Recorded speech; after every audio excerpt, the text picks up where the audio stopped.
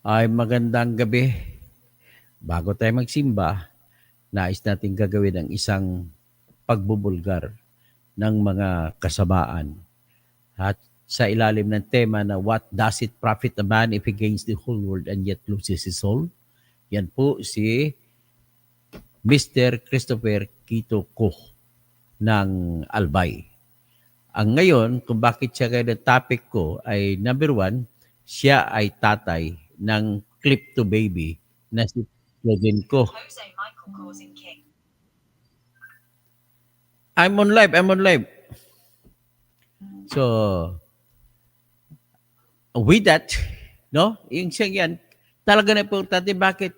Yung ginawa niyang stage ng kanyang construction firm ng pangalan, High Tone Construction and Development, ay nawasak.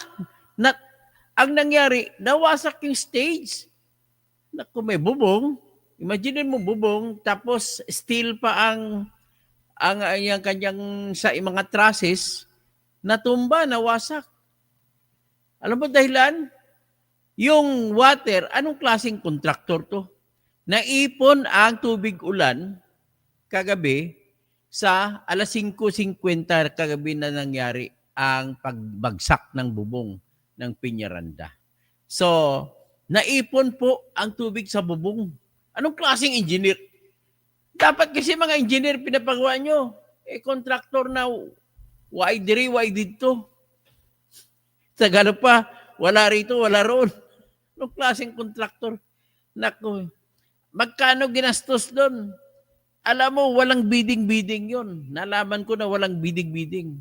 Kasi small contract daw, hindi na pinabidding. Anong klase naman yan? Ibig sabihin, hindi yung pinabidding, small contract, at nagpili kayo ng isa, meron pa ring pananagutan na kulong ang pumili. Ha? Merong pananagutan na kulong ang pumili at ang kulong na I'm live.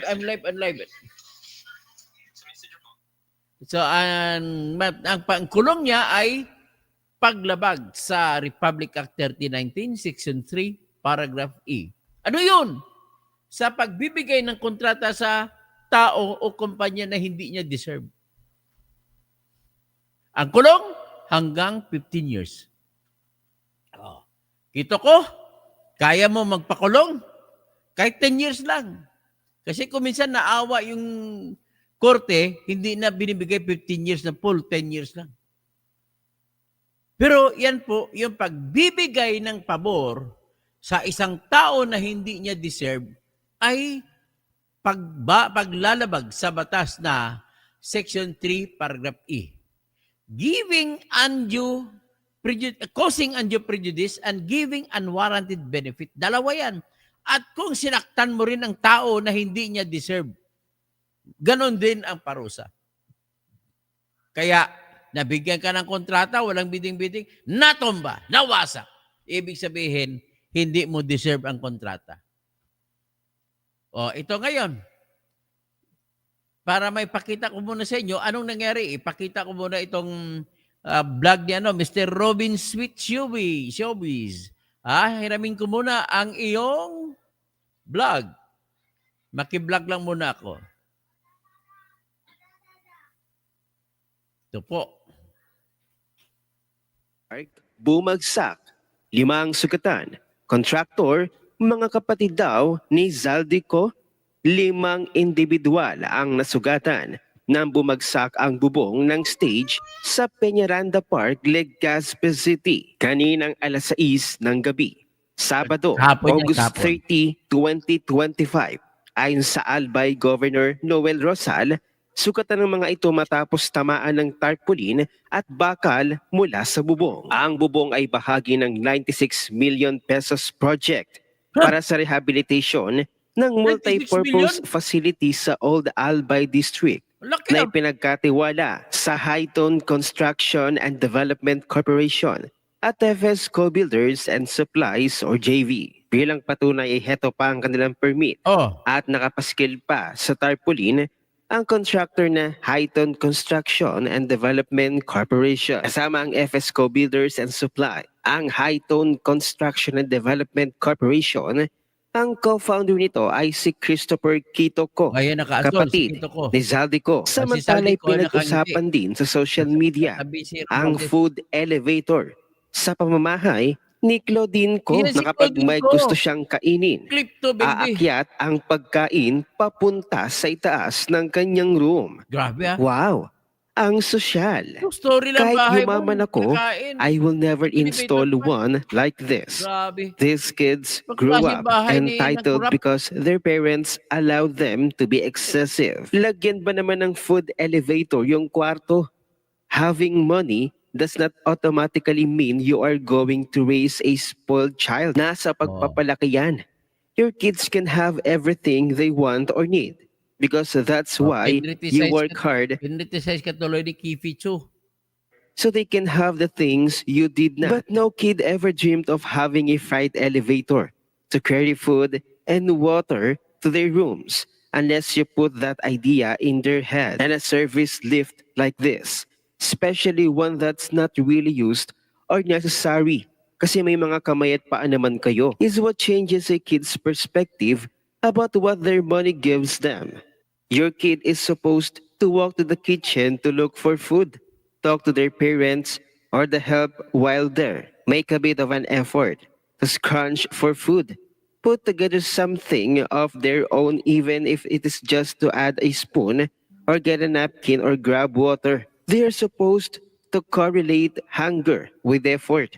Their parents should have the opportunity to tell them, ikaw kumuha ng sarili mong tubig, may paa at kamay ka naman. That's basic. Even if you're worth 1 million or 1 billion, the synapses of your brain makes all these connections as you grow up. And if all they need to eat any time of the day is push a button, basic human emotions like empathy or basic concepts like effort may fly out the window. Ang synaptic plasticity mo will be built in a way that you will not notice. Super entitled ka na pala.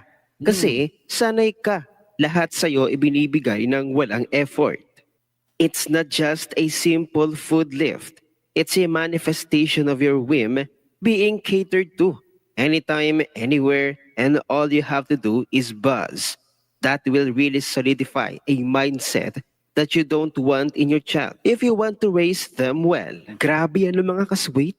May food elevator sa kanyang bahay. Baka nga kahit sila Buddy Villar at Cynthia Villar na kilalang pinakamayaman sa Pilipinas, parang wala naman akong nabalitaang may pa-food elevator sa kanilang bahay. Pero ang babaeng ito, Diyos ko.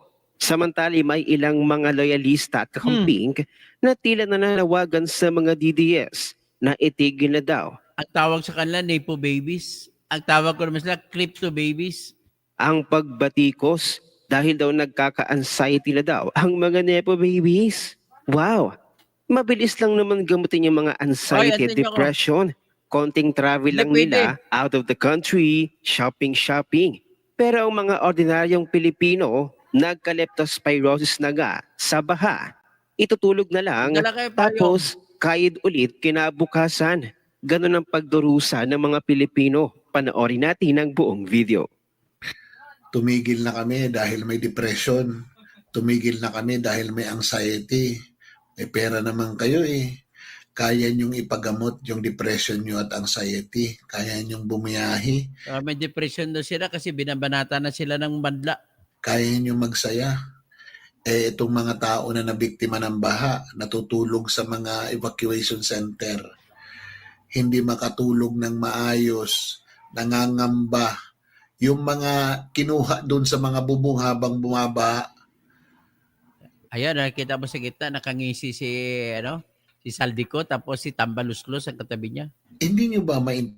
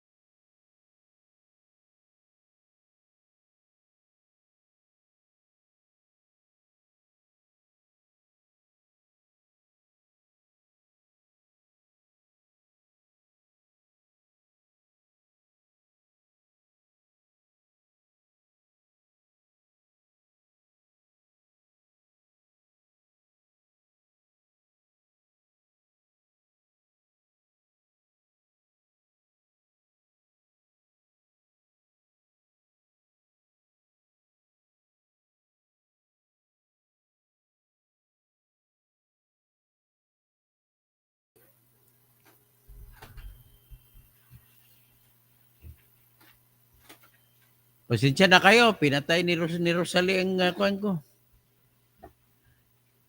John Wick, anyway, iniwan lang naman ang message nun na yung tatay ng Crypto Baby na si Claudine Ko, na ang tatay niya ay si Christopher Quito Ko, na kapatid ni Elizalde Ko, na ako Bicol Party List Congressman, na kaibigang matalik ni Tambaluslos Ferdinand Martin Gomez Romualdez, ay na problema ngayon ang itinayo niyang project na 96 million sa Peñaranda Municipal Park sa Peñaranda, Albay, ay winasak ng bagyo kahapon.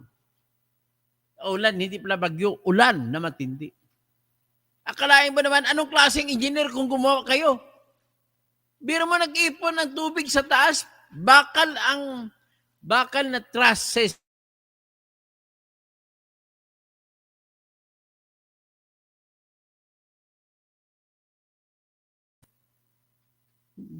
Ibig po sabihin, ang paggawa nyo sa bakal ay substandard. Maaring ang joints, ang pag-welding, labnaw, hilaw. Ito, grabe. Ibig sabihin, substandard, 96 million. High-tone construction. Ano ba yun, 96 million? Matindi kayo. Pasensya na, namatay kanina. So hanggang dyan na muna tayo. Magsimba tayo po. John Wick, papakulong natin ito. Nag-collapse yung bubong. Nag-collapse yan. Ang masasabi ko dyan, titirado rin natin. Kakasuhan natin yan. Perni Pinto. Tapos ang kaso natin yan, violation of Republic Act 3019, kasama yung nag-bidding dyan. Section 3, paragraph E. Tapos, Crypto Baby ang tawag siya. Hindi isapat ang Nepo Baby, Crypto Baby. Sarap buhay ng mga Nepo Baby na Crypto Baby. Ang kanila, theme song na, money, money, money, always money in the richest world. If I could see it too. If I see a little money. Yan. So, masisimba muna tayo. Okay, Mangwaning 84. High-tone construction, yan din ang contractor na gumuho ng flood control project sa Erosin, Sorsogon. Wow! 115 million. Sige, tirahin natin yan. High-tone. Ha? Sige, salamat po. Masisimba na tayo.